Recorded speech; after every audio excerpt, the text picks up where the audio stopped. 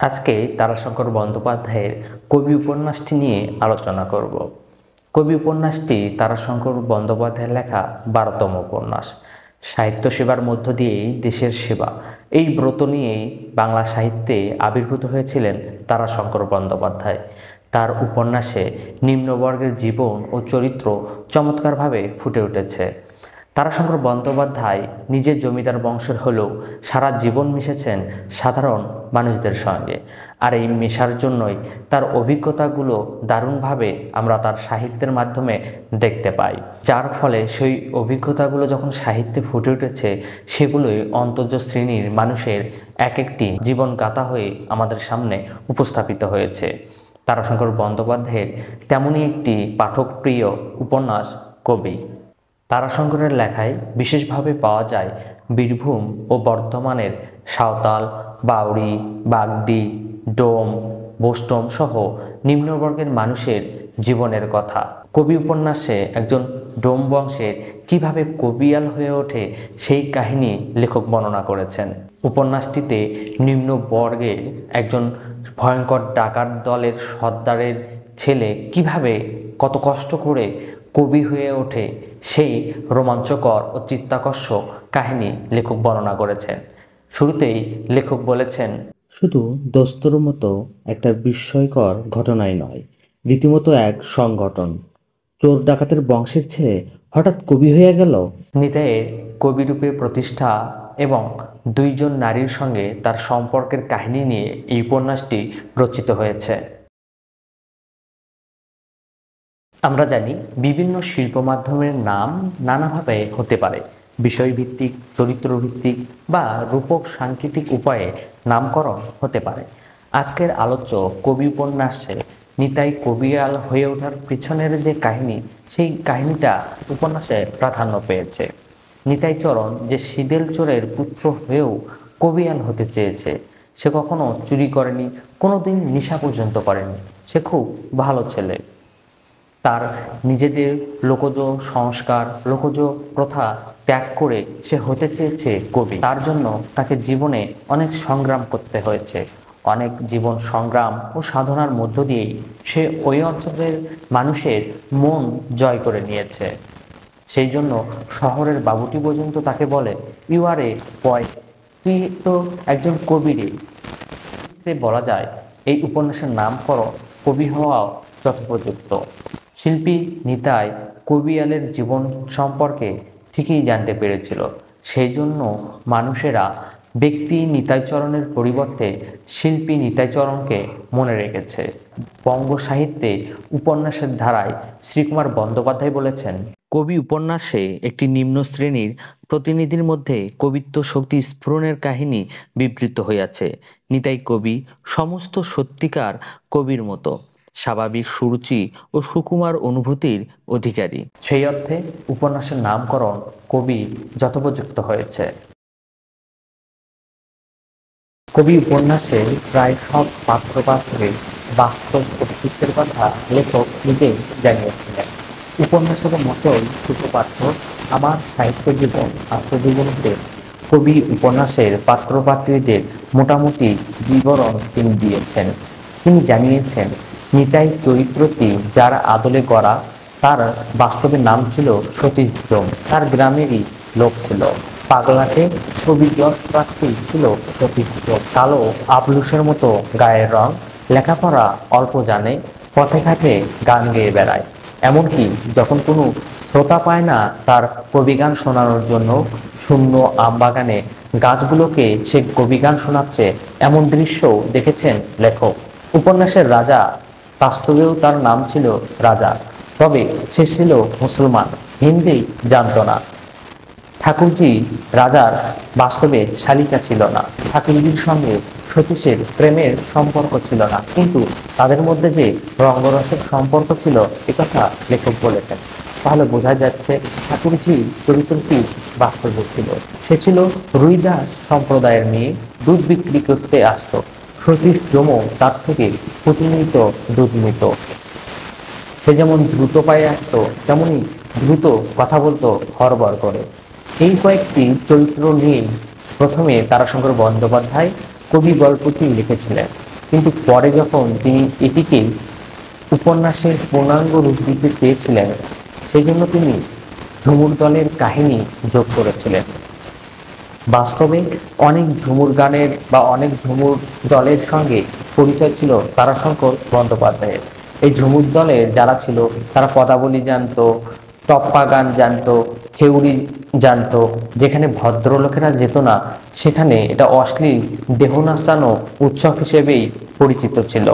আর ঝুমুর দলের আড়ালে ছিল দেহ ব্যবসা। এরকমই একটা ঝুমুর দলের সঙ্গে বসন্তকে দেখেছিলেন তারাশঙ্কর বন্দ্যোপাধ্যায়, এবং সেই দলের সঙ্গে মাসিকেও তিনি দেখেছিলেন। একটা ঝুমুর দলের চরিত্র কেমন হয় সেটা খুব গভীরভাবে পর্যবেক্ষণ করেছিলেন তিনি। আর তাই তিনি এই বিষয়ে উল্লেখ করেছেন, আমাদের গ্রামে স্টেশনের ধারে কোনো মেলা ফেরত একদল ঝুমুর এসে নামলো, বড় বটতলায় ঘর পাতল। তাদেরই একটি মেয়ের হলো কলেরা। এই মেয়েটির নামই বসন্ত।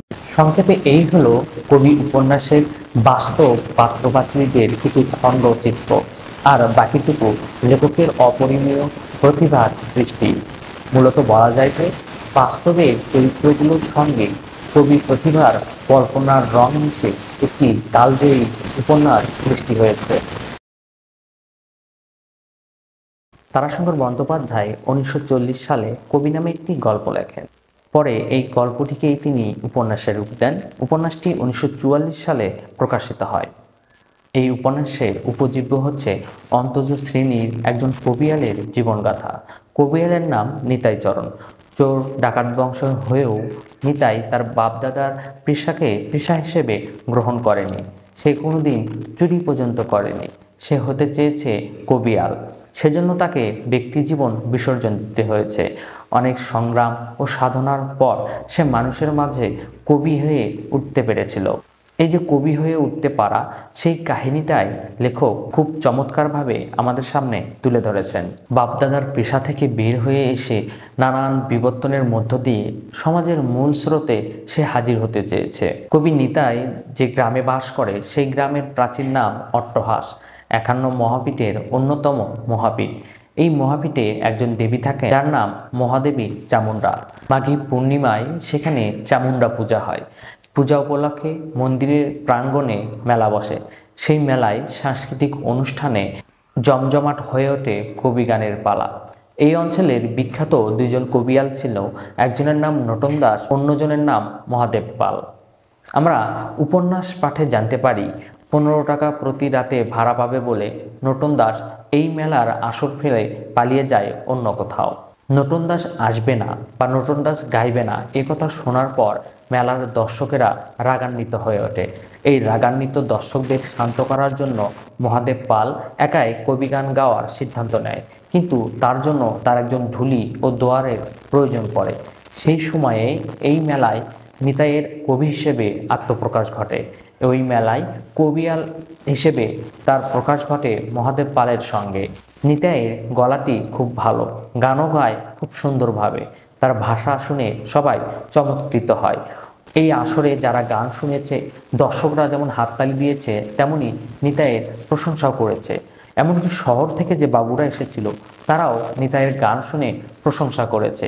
এই পরিস্থিতিতে মহন্ত যখন নটন দাস না আসায় কবি হিসেবে নিতাইয়ের আত্মপ্রকাশ এবং নিতাইয়ের গানের প্রশংসা করছিল, এই প্রশংসা শুনে ঈর্ষান্বিত হয় মহাদেব পাল। সেজন্য তিনি রঙ্গ ব্যঙ্গ করে, গালি গালাজ করে কবিগান গাইতে থাকে নিতাইয়ের বিরুদ্ধে। এই আসরে নিতাইয়ের পরাজয় হয়, কিন্তু কবি হিসেবে তার প্রথম আত্মপ্রকাশ ঘটে এই আসরেই। নিতাইয়ের শখ আহ্লাদ বলতে কিছু নেই। পূর্বপুরুষের ভিটেমাটি ছেড়ে সে কবি হওয়ার জন্য রেল স্টেশনে এসে বসবাস শুরু করে। রেল স্টেশনে তার বন্ধুত্ব হয় রাজার সঙ্গে। নিতাইয়ের ওপর রাজার অগাধ বিশ্বাস ও ভক্তি ছিল। রাজা নিতাইকে ওস্তাদ বলে ডাকে এবং নিতাইয়ের জায়গার ব্যবস্থা করে দেয় রাজা। কুলি হিসেবে জীবিকা অর্জন করে নিতাই। মানুষের মোট বইয়ে যে টাকা পায়, সেটা দিয়েই সে কোনো মতো জীবন পরিচালনা করে। পাশাপাশি বিভিন্ন ধরনের বই পড়ে এবং নিজের গান রচনা করে। রাজার শ্যালিকা ঠাকুরজি দুধ বিক্রি করে বেড়ায়। সেই রাজার সূত্রে ঠাকুরজির সঙ্গে পরিচিত হয় নিতাই। নিতাইয়ের সঙ্গে ঠাকুরজির পরিচয় হওয়া নিতাইয়ের কবি জীবনে মারাত্মকভাবে প্রভাব ফেলে, যা আমরা উপন্যাস পাঠে ভালোভাবেই জানতে পারি। ঠাকুরজি কালো বলে গ্রামের লোকেরা তাকে নানা কটুবাক্য শোনাত, এমনকি ঠাকুরজির যে দুলাভাই রাজা, সেও তাকে কটুবাক্য শোনাতে পিছপা হয়নি। যখন নিতাইয়ের সামনে রাজা ঠাকুরজিকে অপদস্থ করে, তখন নিতাই মনক্ষুণ্ণ হয়। সে তখনই মনে মনে একটি পথ তৈরি করে, কালো যদি এত মন্দ তবে হেজ পাখিলে কান্দ কেন। এই পথটি যখন সে ঠাকুরজিকে শোনায়, তখন ঠাকুরজি মনের মধ্যে আলোড়িত হয়ে ওঠে। নানা বঞ্চনা এবং কটুবাক্য শুনে ঠাকুরজি অভ্যস্ত হয়েছিল। যখন এই কটুবাক্যর বদলে সে একটু পেয়েছে, তখন তার মধ্যে একটা ভালো লাগা তৈরি হয়েছে। নিতাইকে সে আন্তরিকতার সঙ্গে দেখেছে। উপন্যাস পাঠে আমরা বুঝতে পারি যে নিতাই ও ঠাকুরজি একে অন্যের প্রেমে পড়েছে, কিন্তু কেউ কাউকে ওইভাবে প্রকাশ করেনি। ঠাকুরজি ছিল পর স্ত্রী। নিতাই এই বিষয়টি জানতো, জানা সত্ত্বেও সে ঠাকুরজিকে ভালোবেসেছিল। ঠাকুরজি তার কাছে ছিল চাঁদের মতো। দূর থেকেই সে ঠাকুরজিকে ভালোবেসতে চেয়েছে। আমরা উপন্যাস পাঠে জানতে পারি সে কিন্তু ঠাকুরজির সঙ্গে তার মিলন হয়নি। ঠাকুরজির সঙ্গে তার এই সম্পর্কের কথা জানাজানি হলে সে স্টেশন ছেড়ে অন্য কোথাও চলে যায়। নিতাই যেখানেই গেছে সেখানে দু একখানা করে বই কিনেছে। রামায়ণ, পাঁচালী সহ বিভিন্ন ধরনের বই তার সংগ্রহ ছিল। যখনই সে সুযোগ পেত, যখনই সে দুঃখ পেত, সে বইগুলো খুলে পড়ত এবং নিজের মনে মনেই গুনগুন করে পালাগান রচনা করত। যেটুকু লিখত সেটুকু সে খাতায় লিখে সযত্নে তার কাছে রাখত। কিছু কুলে জন্মগ্রহণ করলেও তার জীবন ধারণ ছিল উচ্চমানের। কবি উপন্যাসে আমরা আরেকজনের কথা জানতে পারি, তার নাম বসন্ত, যাকে লোকেরা বসন বলে ডাকে। ঝুমুর দলের সঙ্গে সে নাচ গান করে বেড়ায়। এই বসন্তের মধ্যে কবি নিতাই ঠাকুরজির ছায়া দেখতে পায়। তাদের দুজনের মধ্যে সখ্য গড়ে ওঠে। নিতাই ভালোবেসে ফেলে বসন্তকে, কিন্তু ঠাকুরজিকে সে ভুলতে পারে না। নিতাইয়ের সঙ্গে সখ্যতা হওয়ার পর আসরে বসন্ত আর অশ্লীল অঙ্গিভঙ্গি করে না, কিন্তু সে মন প্রাণ দিয়ে আসরে নৃত্য করে। যখন আর্থিক সংকটে পড়ে বসন্ত কান্নাকাটি করে, এই অবস্থা দেখে নিতাইয়ের খুব কষ্ট হয়। পরিস্থিতি বিবেচনা করে নিতাই বসন্তকে কথা দেয় কোনোদিন সে বসন্তকে ছেড়ে কোথাও যাবে না। বসন্ত যেহেতু ঝুমুর দলের গানের সঙ্গে জড়িত ছিল, সেজন্য সারা বছর তাদের বিভিন্ন জায়গায় ঘুরে বেড়াতে হতো। দেহ ব্যবসা যেমন ছিল, তেমনি দেহ ব্যবসা বা দেহকে কেন্দ্র করে ব্যবসা করার যে দুঃখ, সেই দুঃখকে ভুলে থাকার জন্য তাদের মধ্যে মদ্যপানের প্রচলন ছিল। বসন্তও প্রচুর পরিমাণে মদ্যপান করে। এই মদ্যপান করার জন্যই তার স্বাস্থ্য ভেঙে পড়ে, একসময় মৃত্যুর কোলে ঢলে পড়ে। ঠাকুরজির পর বসন্তকে হারিয়েও নিতাইয়ের জীবন শূন্য হয়ে যায়। সে মনের দুঃখে কাশী চলে যায়। কাশীতে সে দেব দর্শন করেও মনকে স্থির করতে পারে না। সেখানে এক সাধুর মার পরামর্শে আবার সে গ্রামে ফিরে আসে। কবিয়াল নিতাই যুবক মানুষ। এই যুবক বয়সে কাশীতে সময় নষ্ট না করে সে গ্রামে ফিরে আসে। গ্রামে ফেরার পর রাজার কাছে শুনতে পারে ঠাকুরজি আর বেঁচে নেই। ঠাকুরজির মৃত্যুর কথা শুনে গভীর হতাশায় নিতাই প্রশ্ন করে, এই ক্ষেত আমার মনে, ভালোবেসে মিটল না স্বাদ, কুলালো না এ জীবনে, হায় জীবন এত ছোট কেনে এ ভুবনে। তারাশঙ্কর বন্দ্যোপাধ্যায় বিভিন্ন তফসিলি জাতি ও উপজাতির সম্প্রদায়ে মানুষের জীবনচিত্র বর্ণনা করেছেন তার সাহিত্যে। তিনি মানব জীবনে প্রবৃত্তির লীলা দেখেছেন। সেই লীলা যেমন জৈবিক তেমনি আদিম, সভ্য দৃষ্টিতে যা অশোভনীয় ও কদাকার। কবি উপন্যাসে প্রধান তিনটি চরিত্রকে কেন্দ্র করে কাহিনীর বিস্তার ঘটিয়েছেন লেখক। নিতাই চরণ, ঠাকুরজি ও বসন্ত চরিত্র চিত্রণে লেখক পারদর্শিকতার পরিচয় দিয়েছেন। এই চরিত্রগুলোর মাধ্যমে তৎকালীন সমাজের চিত্র লেখক সুন্দরভাবে আমাদের সামনে উপস্থাপন করেছেন। কবি উপন্যাসের নায়ক নিজ বংশজাত অল্প শিক্ষিত কবি নিতাই। সমগ্র উপন্যাস জুড়ে তার জীবনের ক্রমবিকাশের পরিণতি ও কাহিনী লেখক বর্ণনা করেছেন এই উপন্যাসে। নিতাইচরণ যে সমাজে জন্মগ্রহণ করেছেন সেই সমাজটি হলো হিন্দু সমাজের পতিত স্তরের অন্তর্গত ডোম সমাজ। তার বংশে সবাই ডাকাতি করে জীবিকা নির্বাহ করেছে, কিন্তু নিতাই সেই জীবন পরিত্যাগ করে সভ্য সমাজের সঙ্গে মিশতে চেয়েছে। এই মিশা তার জন্য ছিল অনেক কঠিন। অনেক সংগ্রাম ও সাধনা করে সে কবি হতে চেয়েছিল। শিক্ষা দীক্ষায় ও জীবন ধারণে সে অন্যদের থেকে আলাদাভাবে বাঁচতে চেয়েছিল।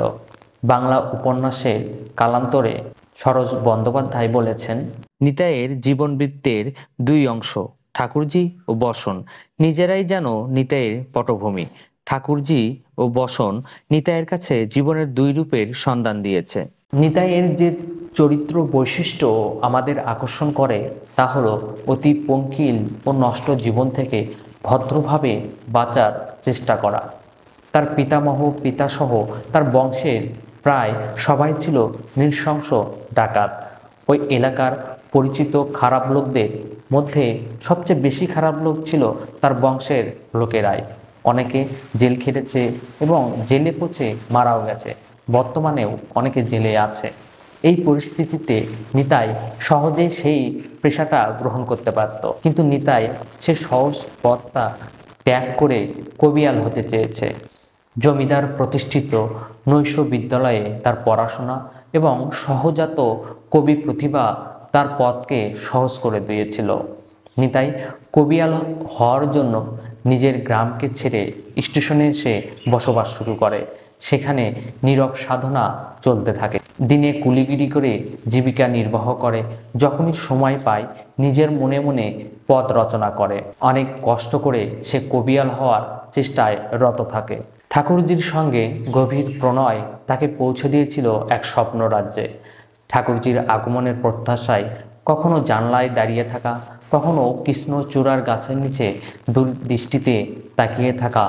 ছোট ছোট কথোপকথন, টুকরো টুকরো কথোপকথন, রহস্য আলাপের মধ্যে তাদের মধ্যে প্রণয় দেওয়া নেওয়া।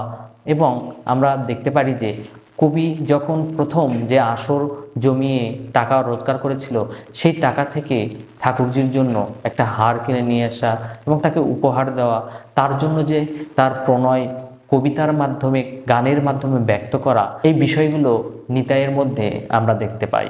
তখনই একটা সূক্ষ্ম বিষণ্ণ বেদনা তার মনে দ্বন্দ্ব তৈরি করে।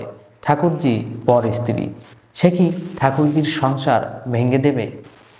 সে কি ঠাকুরজির অকল্যাণ চায়? এই যে দ্বন্দ্ব, এটা মূলত শিল্পী সত্তারই দ্বন্দ্ব। তার এই দ্বন্দ্ব শিল্পী স্বভাবকেই প্রকাশিত করে। মানসিক দোলাচলে ব্যথাহত জীবন নিয়েই নিতাই গ্রাম ত্যাগ করে। সে একটি ঝুমুর দলে যোগদান করে। সেখানে বসন্তকে নিয়ে তার নতুন জীবন শুরু করার চেষ্টা করে। ঝুমুর দলের সঙ্গে যোগদান করলেও তার মনের দ্বন্দ্ব শেষ হয় না। সে ঝুমুর দলের পরিবেশের সঙ্গে মানিয়ে নিতে পারে না। শেষ পর্যন্ত সে ঝুমুর দল থেকে পালিয়ে যেতে চায়, কিন্তু পারে না। সে শুধু বসন্তের জন্য, কারণ বসন্তের সঙ্গে সে গভীর মমতায় জড়িয়ে পড়েছে। নিতাইয়ের গভীর জীবনবোধ ও মানবতাবোধ এইভাবে সূক্ষ্মভাবে বিষণ্ণ মৃত্যুর পটভূমিকায় লেখক আমাদের সামনে তুলে ধরেছেন। বসন্তের মৃত্যুর পর নিতাই সহজ জীবন ত্যাগ করে কাশী গমন করেছে। সেখানে বিশ্বনাথকে দর্শন করেছে, কিন্তু মনে শান্তি পায়নি। এক বিধবা মায়ের কাছে সে উপদেশ পেয়ে নিজের গ্রামে ফিরে এসেছে। বলতে গেলে নিতাইয়ের মনে গ্রাম সবসময় জাগরুক ছিল। গ্রামের মেলা, বন্ধুবান্ধব, স্টেশন তার মনে সবসময় দোলা দিয়েছে। নিতাইয়ের মনে ঠাকুরজির স্মৃতি, বসন্তের কথা বারবার ভেসে উঠেছে। নিতাই কবি হয়ে ওঠার পেছনে এই দুইজনার অবদান সবচেয়ে বেশি ছিল। আবার দুজনের মৃত্যুজনিত বিচ্ছেদ বেদনা তাকে এক কঠিন সত্যের মুখোমুখিতে দাঁড় করিয়ে দিয়েছে। উপন্যাসের শেষে নিতাইচরণ গ্রামে ফিরে এসেছে, কিন্তু সেই নিতাই আগের নিতাই নয়। এখন শিল্পী নিতাইচরণ। সে ডোম বংশের পরিচয় মুছে ফেলে কবিয়াল হিসেবে নতুন জীবন শুরু করতে চেয়েছে। শিল্পী সত্তা জাগ্রত হয়েছে তার মধ্যে। বঙ্গ সাহিত্যে উপন্যাসের ধারা গ্রন্থে শ্রীকুমার বন্দ্যোপাধ্যায় বলেছেন, নিতাইয়ের চরিত্রে তাহার হীনজাতি ও বিনয় কুণ্ঠিত আচরণের মধ্য দিয়া চরিত্র গৌরব এবং কবির মানুষ আভিজাত্য ও অতৃপ্তি চমৎকার ফুটিয়াছে। কবি উপন্যাসে নিতাইচরণ চরিত্রের মধ্য দিয়ে শিল্পী সত্তার প্রকাশ আমরা দেখতে পেয়েছি। যদিও উপন্যাসে চরিত্রটি বিবর্তন হলেও উপন্যাসের প্রয়োজনেই তাকে গ্রামে ফিরতে হয়েছে, তা সত্ত্বেও রাঢ়ের এই পরিবেশে শিল্পী সত্তা হিসেবে, কবি হিসেবে নিতাইচরণের আত্মপ্রকাশ আমরা দেখতে পাই। উপন্যাসে যে দুটি নারী চরিত্র কবি নিতাইয়ের জীবনের সঙ্গে নিবিড়ভাবে জড়িয়েছিল তার একটি হলো ঠাকুরজি। এই ঠাকুরজি নিতাইয়ের প্রথম প্রেম। তার গানের প্রেরণা এই ঠাকুরজি। ঠাকুরজি মেয়েটি খুবই ভালো, শুধু তার দেহ লতার মতো নয়, তার মনও দ্বিগল দেহের অনুরূপ। সে অল্পতে রাগে না, দুঃখও প্রকাশ করে না। ঠাকুরজির নমনীয়তা তার স্বভাবগত গুণ। ঠাকুরজি পাশের গ্রামের বউ। তার শ্বশুরবাড়িতে অনেক গাই গরু আছে, সেই গাই গরুর দেখভাল করার দায়িত্ব ঠাকুরজির। এই গাই গরুর দুধ দুয়ে সে পাশের রেল স্টেশনে বিক্রি করতে আসে। এই রেল স্টেশনের পাশে নিতাইয়ের সঙ্গে পরিচয় হয় ঠাকুরজির। নিতাই ঠাকুরজির থেকে প্রতিদিন দুধ কিনে নিত। এই দেওয়া নেওয়ার মধ্যেই তাদের মধ্যে একটা ভালো লাগা সম্পর্ক তৈরি হয়। একদিন নিতাইয়ের সামনে যখন ঠাকুরজির দুলাভাই তাকে আলকাতরার মতো কালো বলে ঠাট্টা করে, সেদিনই নিতাই লক্ষ্য করেছিল সদা হাস্যময়ী ঠাকুরজি বেদনায় স্তব্ধ হয়ে আছে। তার মন ভালো করার জন্য নিতাইয়ের মনে একটা গানের কলি এসে যায়। কালো যদি এত মন্দ তবে কেশ পাকিলে কাঁদো কেন। ঠাকুরজির মন থেকে দুঃখ বেদনা ভুলে দেওয়ার জন্য এই কলিটি ঠাকুরজির সামনে নিতাই গেয়ে ওঠে। এই কলিটি শুনে ঠাকুরজির মনের দুঃখ মলিনতা এক মুহূর্তে দূর হয়ে যায়। গভীর বিস্ময়ে সে কবির দিকে তাকিয়ে থাকে। এই ভালো লাগার সম্পর্কটা প্রেমে পরিণত হয় তখনই যখন নিতাই কবি গান গেয়ে যে পারিশ্রমিক পেয়েছিল, সেই পারিশ্রমিক থেকে ঠাকুরজির জন্য একটা হার কিনে নিয়ে আসে। সেই হার গলায় পরে নদীর ধারে জলের প্রতিবিম্বতে নিজের ছায়া দেখে ঠাকুরজি। লেখক বর্ণনা করেছেন, হারখানির ছোঁয়ায় বুকের ভিতরটা তাহার থরথর করিয়া কাঁপিতেছে। বসন্ত দিনে দুপুরের বাতাসে অশ্বত্থ গাছের নতুন কচি পাতার মতো। আবার আর্থিক অনটনের জন্য নিতাই যখন দুধ কেনার অক্ষমতা প্রকাশ করে, তখন ভীত হরিণীর মতো কেঁপে ওঠে ঠাকুরজি। সে নিতাইয়ের দুই হাত ধরে অনুনয় করে বিনা পয়সায় দুধ নেওয়ার জন্য। এই নিদারুণ পবিত্র প্রেম, নিষ্কলুষ প্রেমের উপর একটা অভিশাপ নেমে আসে। নিতাইয়ের নিজের ঘরে গভীর রাতে ঝুমুর দলের নায়িকা বসনের সঙ্গে আলাপ ও গান গাওয়া জানালা দিয়ে দেখে ফেলে ঠাকুরজি। তার নরম হৃদয়ে কঠিন আঘাত হানে এই দৃশ্য। মনের গোপন কুঠিরে তিলে তিলে যে ভালোবাসা তৈরি হয়েছিল, একটা কঠিন আঘাতেই তা ধূলিসাৎ হয়ে যায়।